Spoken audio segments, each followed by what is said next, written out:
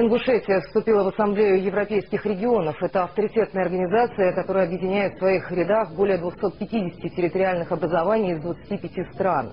Выступая на торжественной церемонии, которая состоялась накануне в Страсбурге, президент республики Мурат Зязиков назвал членство Ингушетии в АЭР знаковым событием. По его словам, оно открывает перед регионом новые возможности для сотрудничества в экономической и гуманитарной сферах.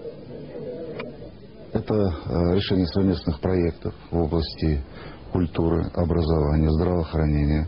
В инвестиционном плане мы обсудили ряд проектов, которые позволят дополнительно создать и рабочие места, и здесь и культурный обмен, и обмен творческими делегациями.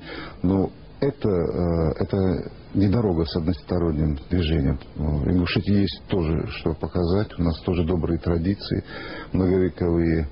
У нас богатая история. И, естественно, это будет своеобразный обмен тех европейских ценностей, которые сегодня есть.